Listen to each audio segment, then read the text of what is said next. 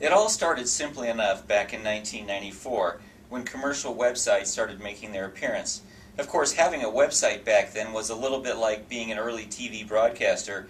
You had to wonder exactly how many people were watching, because computers, like television 70 years ago, simply were not in every American living room, and e-commerce was not a word that had crossed many people's lips, at least not yet.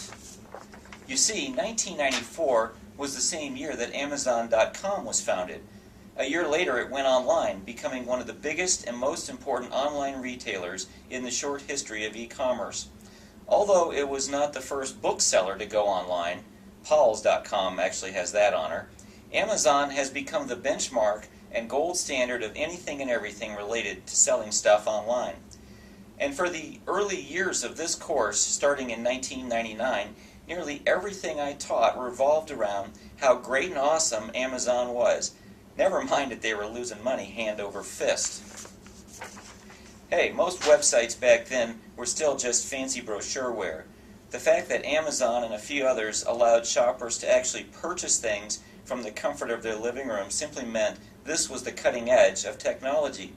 But you know what happens to sharp knives? They become dull over time if they are not routinely honed, sharpened, improved, and in the case of technology, changed. Leaping forward to 2010, we can now say that e-commerce is so 1999. Buying things online is old hat, and that original course I taught is now hopelessly outdated. If all you have today is a website, you are mired in the past, trying to continue forward, yet navigating through the rearview mirror.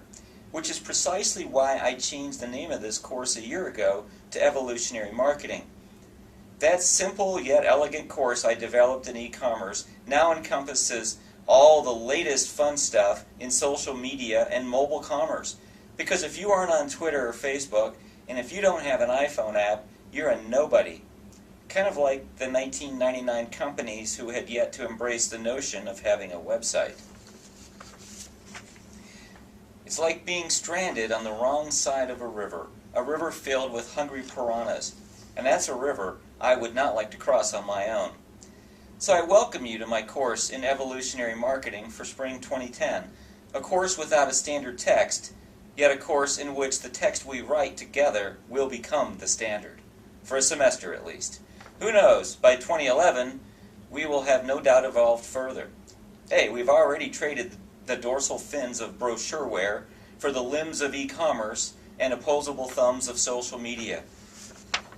Maybe in another year or so, we'll be able to send brain waves toward an intended object and magical things will occur. Kind of like the very first time someone bought a book from Amazon. Just saying.